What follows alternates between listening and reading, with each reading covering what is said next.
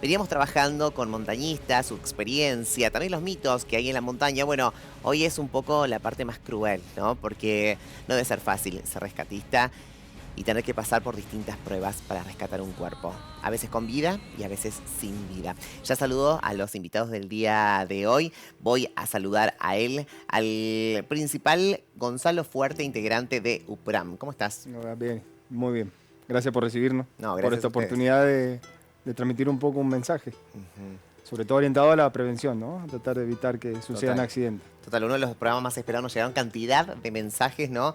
La gente hablando de esto, ¿no? De lo que qué pasa en la montaña. Y uno por ahí a veces ve como lejano la montaña, pero no estamos tan lejos, ¿no? Y sucede acá en Mendoza, en nuestra provincia, porque hay muchos montañistas, muchos guías de montañas y muchos turistas que van hacia allí, a veces tratando de experimentar y a veces vuelven y a veces no. Entonces, bueno, vamos a hablar de esto, ¿no? Vamos a hablar en un ratito porque también tengo que saludar al inspector Matías Arriegada, integrante de UPRAM también. ¿Cómo está, Matías?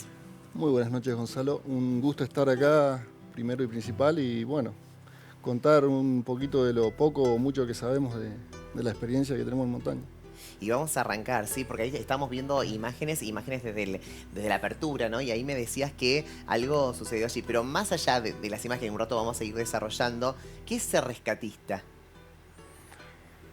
Uf, qué pregunta, Uf, qué pregunta. complicado, Abarca un complicado, poquito de todo. complicado. Creo que nunca se termina de ser rescatista, Ujú, ¿no? Es un crecimiento, una evolución permanente. Siempre tratás de perfeccionar, de mejorar, ujú. tratar de ser especialista en lo tuyo.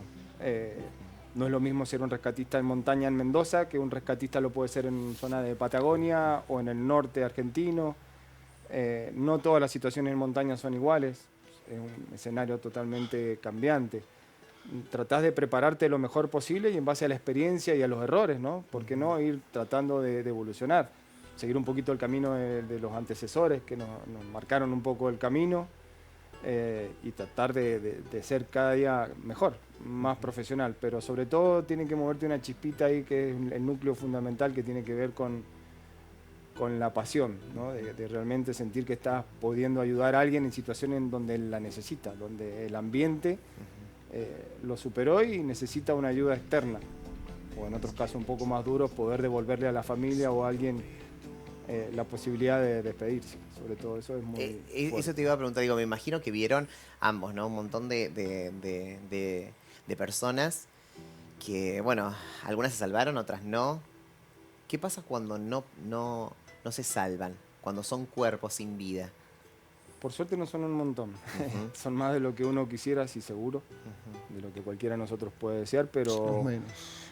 creo que la diferencia en la montaña, el que va a la montaña sabe un poco a lo que se está enfrentando. ujú, Lamentablemente hay mucha gente que la subestima. ujú. Ha habido un gran auge en los últimos años de gente que se va a la montaña a hacer actividades y viene por ahí de otras actividades que no son tan afín y con poca experiencia, y hemos tenido que responder a muchos tipos de accidentes por eso, ¿no? De que no tienen el crecimiento necesario, van ampliando sus desafíos y a veces muy abruptamente, sin prepararse, y sucede mucho. Fundamentalmente zona de precordillera, tenemos mucha gente lesionada, pero son muy pocos los casos extremos, ¿no? De donde el peor de los resultados ¿Te en pasó? ese tipo de ambiente. Digo, ¿y te pasó, Gonzalo, de no encontrar? Digo, estamos buscando a fulanito y no lo encontramos. A fulanito o fulanita, digo, no lo encontramos y la hicimos todo lo posible, pero no está.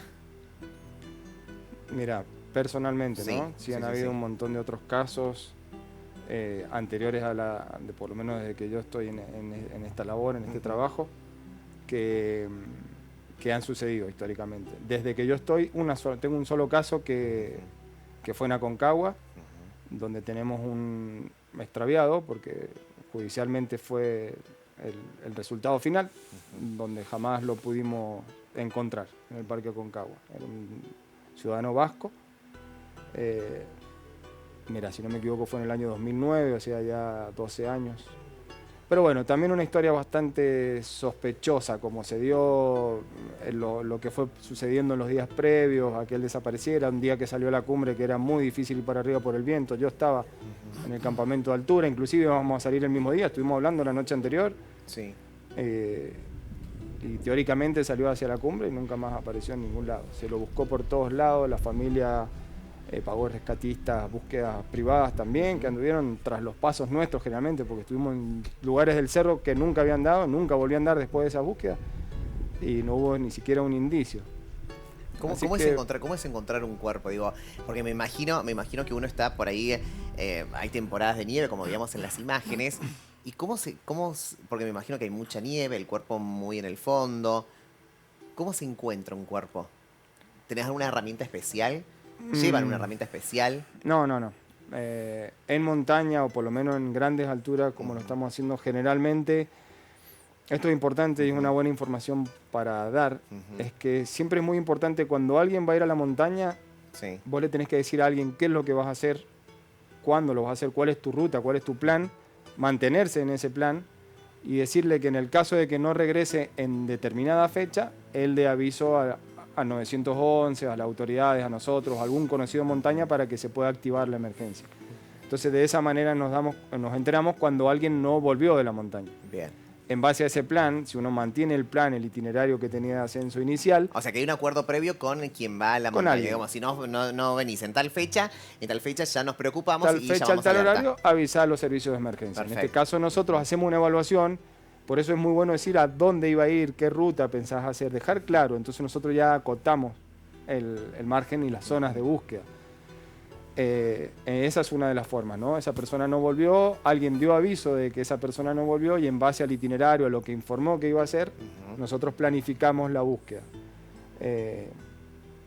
Y otros casos son de gente que estuvo en la montaña y se encontró haciendo otra ascensión a alguien que había tenido un accidente o que lo tuvo, alguien que estaba extraviado. Perfecto. Volviendo, Gonzalo, a la pregunta anterior, digo, la duda que tengo por ahí, que mucha gente que está del otro lado no está mirando, es cómo llegan a encontrar un cuerpo, ¿no? Yo me imagino, sin conocer obviamente su profesión a fondo, que uno lleva como ciertas herramientas donde va detectando mucha nieve, va viendo. No, esto no es así. No. Te lo estoy diciendo no. muy rústico porque desconozco Te entiendo, te la entiendo. profesión de... Yo creo que tu pregunta un poco va orientada en búsquedas de nieve, víctimas de avalancha. Claro. Estadísticamente no es algo que suceda mucho en nuestra geografía, en Mendoza, más que nada con los problemas que estamos teniendo justamente de la falta de nieve. O sea que los cuerpos son muy visibles. Generalmente son Por visibles, avistaje, están dentro de en la general, por ruta. avistaje, sí.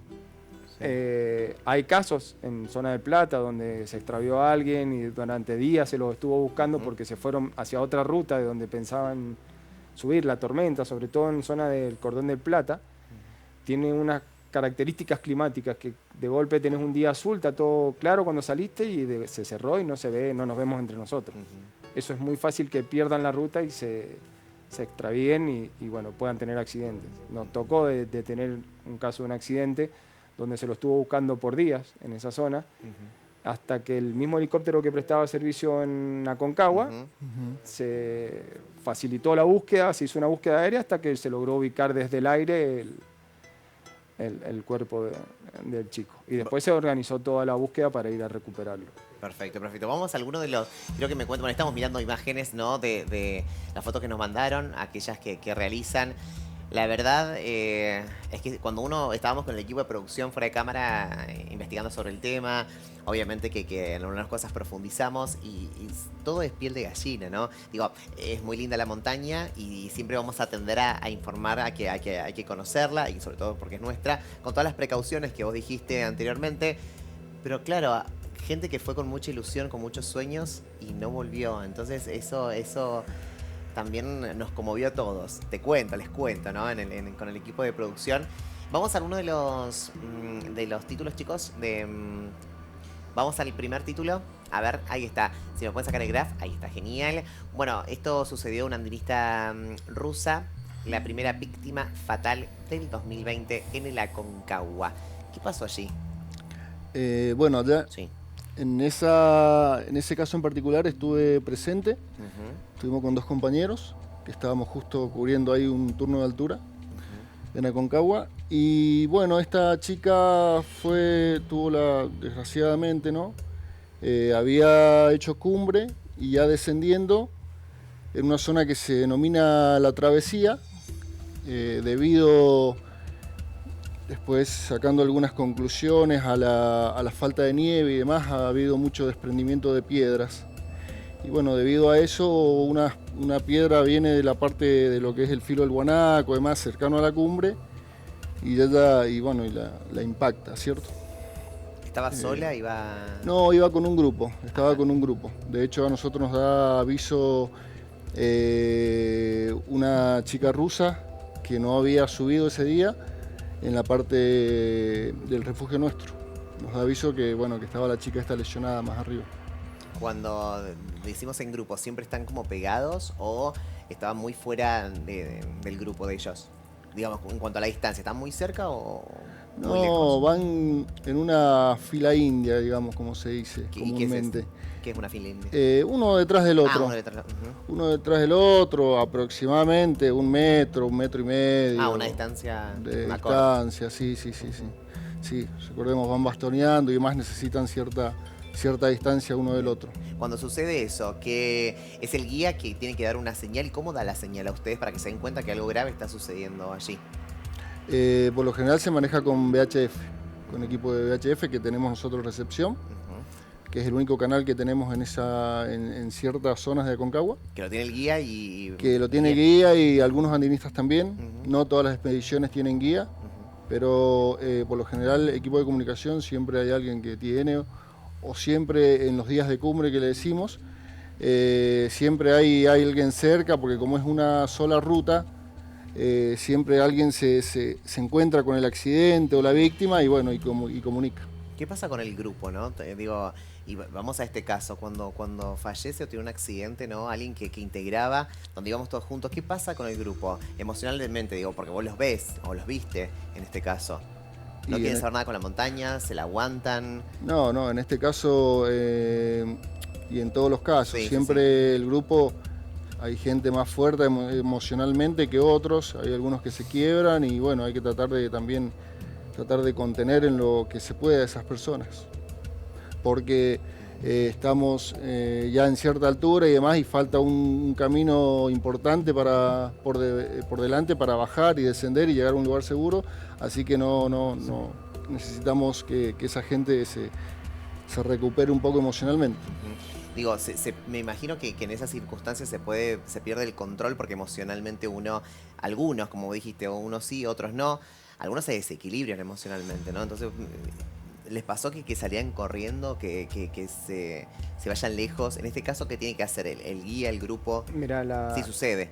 la montaña te pone en condiciones, creo que una de las características Sí. y una de las motivaciones por la que tanta gente va. Sí, Te hace de alguna manera conocerte a vos mismo y en un entorno fuera de tu zona de confort. Sí. O sea, es un desafío personal que te hace muchas veces en lo personal, ¿no? Yo creo que hay tantas reacciones y tantas formas de adaptarse a la montaña y a estos hechos como personas, porque cada uno reacciona de manera diferente y de hecho vos mismo no podés saber, querés conocerte mucho, pero estás en un ambiente que es totalmente extraño. total.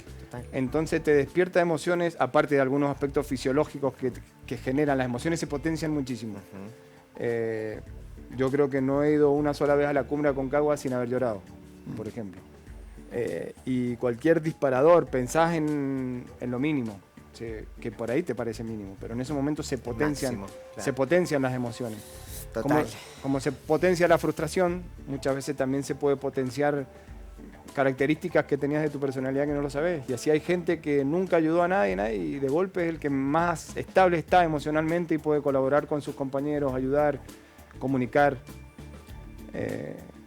Entonces creo que es justamente una de las partes más interesantes, ¿no? de la montaña, cómo te despierta y te pone a prueba y te hace conocer de vos mismo. Y aparte falta el oxígeno, falta el aire, menor presión de aire, entonces Total, gritar, total. correr, hablar mucho, Ujú. son cosas que no suceden fácilmente, entonces te hace pensar, ir mucho para adentro. Y el entorno es tan magnífico que se produce una cuestión emocional muy intensa y un autoconocimiento importante. Les cuentan, digo, los guías que sucedió algo así, como lo dije anteriormente, digo, que alguien haya emocionalmente disparado en casos extremos o se mantiene bastante el control. ¿Cómo es el promedio de la gente que va? ¿Se mantiene el control? ¿Hay varios ataques? ¿Hay gente que si quiere volver enseguida? Mira, realmente en Mendoza y en nuestro país en sí, ¿no? Porque tenemos guías de distintas provincias Sí. del país. Aconcagua llama gente de todo el mundo. Ujú. Al ser la montaña más alta de América, una de las 7 cumbres de la Seven Summit, que le llaman, que es una de las cumbres, un desafío deportivo a nivel mundial es subir la cumbre más alta de cada continente. Bien. Por eso muchos se equivocan y dicen Aconcagua la segunda montaña más alta del mundo. No es. No. En Himalaya hay cientos de Realmente. montañas más altas, ¿no? Total. Pero al ser la más alta del continente llama muchísimo al turismo y viene gente de todo el mundo, es inspiradora. Y por suerte tenemos en Mendoza mismo hay una escuela de formación de guías muy importante, muy buena, que es la EPCAM. Y tenemos guías en todo el país muy capacitados, hay gente muy capacitada. Generalmente manejan muy bien las emociones, saben Qué cómo bueno eso. comunicarse. Por eso siempre es recomendable no ir con un guía profesional a la montaña. Ah, no sabía. No es recomendable. Es recomendable, Sí, es una recomendación que siempre, cuando hablábamos recién de VHF, por ahí para la gente que no sepa, VHF Sí. es un sistema de radio Sí, portátil en una frecuencia que es la misma de las radios, de la FM. bien. Entonces permite una comunicación en montaña lo más eficiente, Ujú. porque trabaja con rebote, entonces permite una comunicación a puntos cercanos y poder avisar de una emergencia. El Parque Aconcagua particularmente está permanente, una frecuencia que es la 142.800 que está a la escucha ante cualquier emergencia. Pocas montañas en el mundo tienen los servicios que tienen en nuestra provincia, en Mendoza, Ujú. el Parque Aconcagua. Servicio médico, servicio de helicóptero, guardaparque, patrulla de rescate en montaña, guías especializados que generalmente son los primeros que van a responder, son los que están en el terreno, caminando con sus clientes. Entonces cuando hay un accidente, como el que mencionábamos recién, por Ujú. ejemplo, los guías son los Claro. primeros que van a responder. Bien. Por eso este trabajo en equipo va mucho más allá de nosotros. Vos dijiste es recomendable que vaya con guías profesionales. ¿Hay gente que va sin guía? Sí, sí. Ah, no lo Y sabía. está bien también, Sí. porque hay que respetar también un poco el espíritu del montañero, ¿no? El tema es estar a la altura de esa Eso esa te iba a decir, circunstancia, ¿no? Gonza. Digo, ¿no se le pide un algo a la gente que, digo, un certificado, que está bien, digamos, capacitado para subir? No, como muy libre. No, en Aconcagua se paga un permiso, Ujú. pero sí hay controles médicos, controles de guardaparque, controles de equipo que hacemos nosotros en los diferentes campamentos, entonces se va depurando un poco, ¿no? Bien. Cuando las personas no están físicamente preparadas, aptas, de su salud no está bien, su equipo no es el adecuado, tenemos un poco la potestad con guardaparque, que también estuvieron ya en tu programa. Sí, sí, sí. Ellos tienen el poder de policía también dentro del parque, el Ajá. poder administrativo, entonces ellos pueden evacuar a personas y podemos decirle amablemente que se retiren, que desistan de su expedición por su propia seguridad. Perfecto, vamos al segundo título. Obviamente, Patrulla de Rescate auxilió a 2 montañistas en el Aconcagua. Y ahí vemos la imagen. ¿Qué llevan allí, no? Que los envuelven. Los mato mucho con la... No, pero a 2 montañistas en la Aconcagua sucedió cientos de veces, o sea, Sí. no sé cuál será específicamente el No, caso. no, específicamente no, en general, vamos. En general, Sí, en general, en general. ¿Qué- Es acorde a la situación, generalmente. Bien. Son plazos muy largos. No estamos acostumbrados a la bibliografía, a las películas, al rescate clásico de Estados Unidos, en Alpes, donde van en helicóptero, baja el Sí. rescatista con un cable, se engancha y sale en minutos, en horas. Sí. Los rescates en la montaña, en el tipo de geografía que tenemos nosotros, son largos. A veces son horas, días pueden durar los rescates. Días. Ujú. Varios días. Es llegar, Wow. aproximar, estabilizar, evacuar, depende de la circunstancia. Esos bultos que decíamos Eso, sí, son sí. un tipo de camilla que usamos mucho, que es la camilla Sked. Es una camilla plástica que se hace un rollito y eso nos permite transportarlo en la mochila. Eso solo Perfecto. pesa 6 kilos y nos permite desplegar una camilla y de arrastre, que también se puede colgar de un helicóptero. Pero para la evacuación en helicóptero tenemos que llegar a lugares específicos. En Aconcagua hasta los 5.500 metros de altura. De ahí para arriba, todo el rescate, evacuación que se tenga que hacer es a pulso. Fuerza de hombre. Ah. Ok. Vamos al siguiente título, dice un andinista de 21 años. Estos títulos los sacamos de la página donde están ellos, obviamente. Dice un andinista de 21 años cayó 25 metros de un cerro y debió ser rescatado. Por el título y el lugar, ese Cerro del Rincón es Ah, parte del 25 metros, un montón. cordón y probablemente haya sido Sí, más. Porque esa imagen que tenías ahí es la super canaleta. Ese Cerro del Rincón es uno de los cerros que se ve siempre desde abajo. Se ve el plato uno grande y al Sí. lado los dos que le siguen en altura son Vallecito y Rincón. Es una ruta técnica por un canal de hielo, de nieve. Ese sí exige mucha preparación, no es para cualquier Ajá. persona, necesita una condición física y un conocimiento técnico importante de tránsito mixto, en hielo, en roca. Imagino que es el caso de unos chicos que Sí. estaban subiendo la ruta y uno de ellos tuvo un problema con un grampón, que Sí. son los que se adhieren al hielo, Sí. y bueno, tuvo la trágica caída y se tuvieron que realizar las tareas de recuperación. Es duro, es triste, es importante recuperarlos para que la familia pueda despedirlo, ¿no? Vivir el duelo, transitar el duelo es una cuestión necesaria. Siempre me pareció, y creo que en eso coincidimos todos, mucho Sí. más duro el hecho de una desaparición, ¿no? De no poder Sí, encontrar verlo algo. y decir, sí, Sí, o sí. sea, está. Sí. Hago mi duelo porque lo perdí, porque falleció. Pero alguien que se extravió y nunca apareció, debe ser algo muy difícil para las familias y, ¿por qué no? Esto sí es una opinión muy personal, para esa alma que de alguna manera yo creo que queda también un poco apegada a este mundo, ¿no? Pero sí es muy importante para la familia y poder transitar su duelo que lo reciba. Tener Por lo menos le restos, puedan decir, sí, mira, sí. falleció, lo vimos. Y Tener poder restos físicos donde despedirlo. despedirse. Sí, no, me imagino, y uno de los dolores como más grandes. Le voy a preguntar acerca de un caso. Podemos quitar estas imágenes, chicos, y colocar las otras, porque les quiero preguntar sobre un caso, bueno, que fue un caso muy resonante, pero muy fuerte, que tiene que ver con Federico Campanini, ¿no? Que vos me dijiste que estuviste allí, y fue uno de los casos más emblemáticos que tuvo la provincia de Mendoza. Fue muy fuerte. ¿Qué me contaste? ¿Que ustedes fueron? Es un tema fuerte y Sí. bastante delicado Total, de tocar. total. Aún han pasado Sí. ya 12 años, Sí. pero Pero desde tu experiencia como rescatista.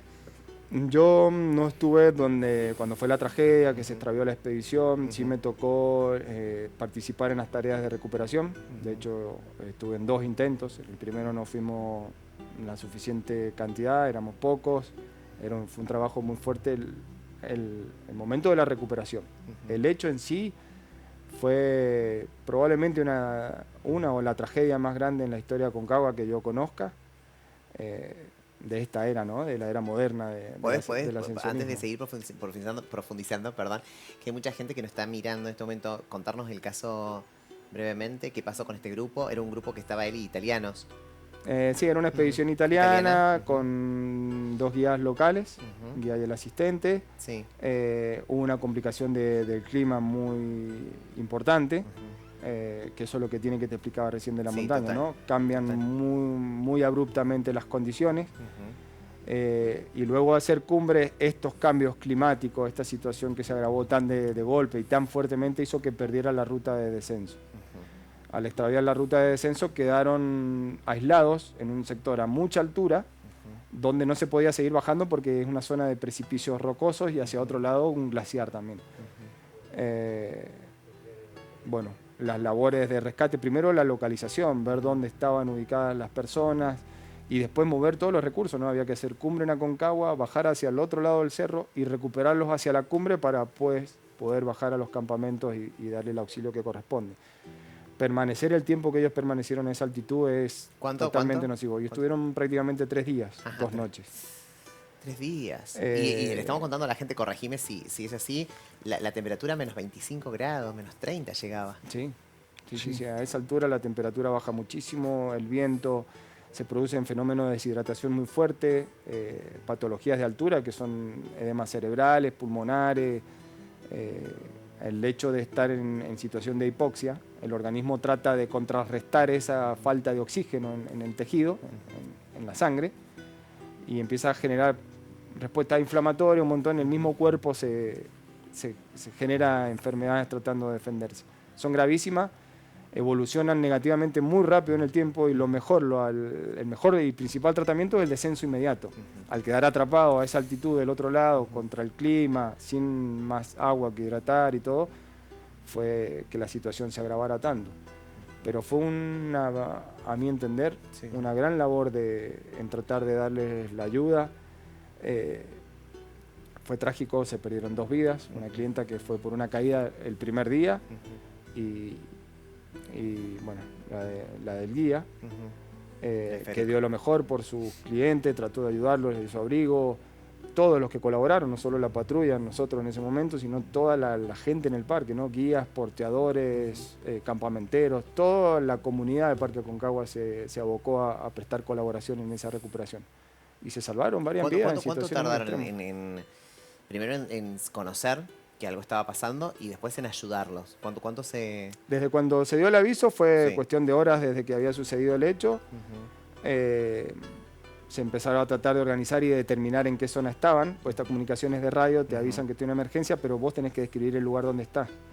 Y es muy grande, o sea, cuesta imaginárselo, pero el Cerro Aconcagua no es un lugar pequeño donde sí estoy acá, no, es gigantesco, entonces fue muy difícil establecer. De hecho, se creyó que estaban por la ruta normal y después al otro día en un vuelo en helicóptero se los logró ubicar y recién ahí se pudo saber dónde estaban. Una situación totalmente compleja de resolver. Y gracias a la colaboración de rescatistas, de guías, de porteadores y todo, se salvaron muchas vidas de los clientes que estaban también en esa situación. Y se dio lo mejor por tratar de hacerlo con todos y no siempre se puede obtener el resultado que esperamos, ¿no? La montaña realmente es muy severa cuando no... Es difícil. Y te voy a preguntar te voy a hacer una pregunta por ahí delicada, ¿no? Pero la verdad es que me imagino que todos los que nos están viendo también se preguntan, ¿no? ¿Qué pasa cuando alguien está en muy grave estado, ¿no? Como un guía, ¿qué tiene que hacer, digo, el grupo que los acompaña? ¿Se los tienen que rescatar, lo tienen que dejar? ¿Qué pasa en esas circunstancias? Es mucha duda la que cuando uno empezó a leer el caso, me entraron muchas dudas. No te quiero puntualizar en este caso, en general te digo, ¿no? ¿Qué pasa cuando está en casi que ya no puede moverse, ya no puede hablar, ya no puede... ¿Qué tienen que hacer los demás? ¿O qué se hace en esa situación? Mira, te hablo muy en general, te estoy hablando. Ese es el tema. Sí. Por ahí muy específico, según la situación, lo que suceda sería la recomendación a hacer, ¿no? Generalmente no tratamos de no dejar a nadie solo. Sí. Ahora, en la altitud, específicamente, se trata de descender lo antes posible. Si el grupo, por sus propios medios, que se encontró en emergencia, no puede realizar el autorrescate en el momento, darán lo mejor posible, tratar de dar aviso a los servicios de emergencia para que podamos o puedan los que estén, depende de dónde sea el lugar, ir a dar una respuesta, pero son muy largas. Y no sobreexponer. La regla básica de todo rescatista, en este caso puede ser un animista que está en situación de ser rescatista porque es el primero que le puede dar auxilio a su compañero, es asegurar, o sea, procurar la seguridad propia. Porque si la persona que va a auxiliar también tiene un accidente, hay que poner medios en ayudarle a esa persona también. Y se le quitan a los medios para rescate en montaña son limitados siempre, ¿sí? Entonces tenés que tratar de maximizarlo lo mejor posible, optimizarlo. Si alguien que está actuando en el rescate se transforma de golpe en víctima, parte de esos recursos tienen que ir a ayudar a ese rescatista que se transformó en víctima. Entonces la seguridad es fundamental y no agravar la situación. Entonces siempre si hay altitud lo ideal es tratar de bajarlo lo más pronto posible y no quedarse quieto. En Aconcagua siempre damos esas recomendaciones, a no ser que sea una lesión, algo que te imposibilite moverse, hay que mantenerse en movimiento, descendiendo. Nosotros siempre desciendan, no dejen de descender, vamos a salir de su encuentro. Pero hay que entender que en montaña ese encuentro pueden ser 6, 8, 12 horas. ¿Te acordás un caso que se hayan complicado, más allá del de Federico, ¿no? Otro caso que se haya complicado el tema del rescate mucho. Digo, hasta poner en peligro la vida de los mismos rescatistas. Mira, creo que ese fue uno de los casos más grandes donde me encontré. Yo te lo vuelvo a decir, no estuve presente, pero desde lo vivido, lo relatado, de conocer a mis compañeros que estuvieron en ese momento y saber lo fuerte que son y lo cabezones que decimos, ¿no? Fueron de hecho un poquito más allá del límite tratando. Sobrepasaron ese nivel para tratar del riesgo de este que te digo de que hay que cuidarse. Y no tiene que ver con ser egoísta, ¿no? Al contrario, estamos para servir. Obvio. Pero hay que tener un balance, cuesta muchísimo. Más que nada cuando la adrenalina se mete, la necesidad, el instinto de proteger, de ayudar, te hace trascender un poco esos límites. Pero nunca hay que perder el control de la situación, la razón, de las emociones. Están, hay que respetarlas. Me imagino, y además la desesperación de poder rescatar, ¿no? a alguien y que uno está haciendo todo lo posible y además, lo que te digo, con lo que mismo hablamos de la rusa, ¿no? Va todo un grupo que ya tenés confianza, ya hablaste, ya es un grupo, la verdad, como ameno. Conformado. Conformado, claro. Y de repente que algo le esté pasando en una circunstancia puntual, ¿no? La desesperación de cómo ayudamos, digo, está con vida pero no puede moverse, y la verdad es que debe ser desesperante, digo, esa parte, y sobre todo después los rescatistas hacer todo lo posible para que salga con vida, ¿no? También. Es muy difícil y se produce esto que decís vos por Ay, ahí. Tal vez vinieron de distintas partes del mundo y se juntaron solamente para esta expedición. Y se generan lazos, ¿no? Porque aparte son situaciones en las que vas sufriendo. O sea, te gusta, es como un desafío. Pero te duele la cabeza, tenés náuseas porque es la primera vez que estás en altura, tenés frío, dormís incómodo, dormís mal, no dormís a veces. Entonces el estado de ánimo a medida que van ascendiendo las expediciones se va modificando mucho en el grupo. Pero al mismo tiempo, al estar compartiendo esas situaciones se genera una empatía, ¿no? Una unión en el equipo. Gonzalo, lo que te quería preguntar, digo, compañeros tuyos, ¿tuviste contacto con compañeros tuyos que vivieron este hecho puntual, el de Federico, digo, y te han contado? ¿Y cómo han quedado? Digo, ¿esto te da ganas de seguir o hay muchos que dijeron, la verdad es que no quiero seguir con esto? Fue muy duro. Eso, por eso te lo traslado. Además, creo que es la primera vez que tengo la oportunidad, por lo menos, de decirlo así en público. Desde nuestro lado fue muy duro porque me consta, los conozco, sé, uno de los que estuvo ahí es uno de mis mejores amigos. Tuvo principio de congelamiento y sé lo que sufrió, o sea, emocionalmente. O sea, el hecho de no poder lograr ese objetivo que te impusiste, de tratar, es durísimo ya de por sí. No vamos a hablar de toda la repercusión y todo lo que pasó después, que fue súper caótico. No, total. Pero en esa situación fue y es durísimo. O sea, cuando tratás de ayudar a alguien y no podés, la impotencia, otro caso de otro compañero que venían bajando una víctima de un golpe en una piedra y tuvo lesiones que después supimos que no había nada por hacer. O sea, necesitaba, aún si lo hubiese subido en la puerta de un quirófano, no se hubiese podido salvar a esa persona. Pero la frustración es algo que hay que aprender a manejar. Siempre que haces cursos, sobre todo de primeros auxilios y todo, te dicen que generalmente uno se equivoca diciendo se me murió una víctima. No se te muere. Lo tomo como personal. No es personal. Vos hiciste todo lo posible por ayudarlo y el destino, llamémosle como quieran, las circunstancias en las que se encontró fueron las que determinaron que eso sucediera. Si vos diste lo mejor de vos, está bien. Por eso hay que prepararse, tener las mejores herramientas y decir, sí, realmente di lo mejor de mí, no pude. Y después está el proceso interno, ¿no? de superar esa situación. No pude, pero bueno, hay que aceptarlo. O sea, y es la montaña. O sea. ¿Y alguien los ayuda a ustedes? Me refiero como ayuda a la parte emocional. Digo, ustedes después de un rescate o de una situación como esta, ¿tienen ayuda psicológica? Digo, ¿tienen...? Porque me imagino, me pongo en su lugar, debe ser de verdad complicado. Digo, están constantemente entre la vida y la muerte de una persona. Y lo que vos dijiste, hay mucha gente que la toma como personal diciendo a mí se me murió, o lo pude rescatar, y entonces esa cosa de frustración de que no pude salvarlo, no pude salvarla. El después. Yo soy rescatista y estoy en una situación donde no pude salvar a la persona. El después, ¿qué sucede con ustedes? Te entiendo bien la pregunta. Sí. Mirá.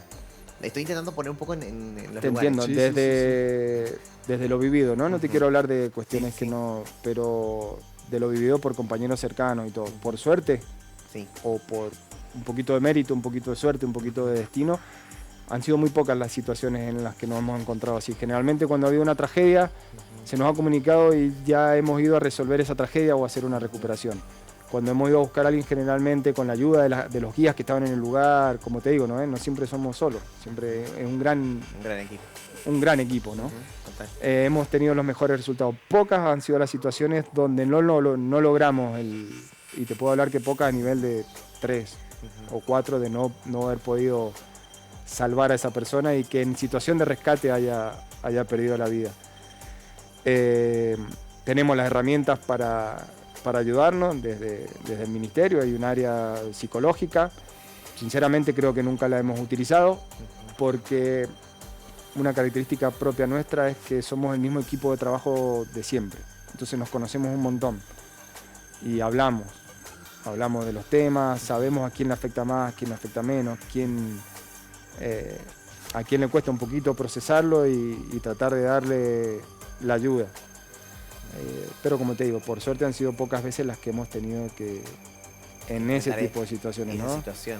Las recuperaciones cuando alguien tuvo un accidente y falleció y no estábamos nosotros en esa situación de búsqueda, han sido mucho más, pero la situación ya sucedió. Entonces el objetivo es tratar de devolverle esa persona a su familia para que haga el duelo.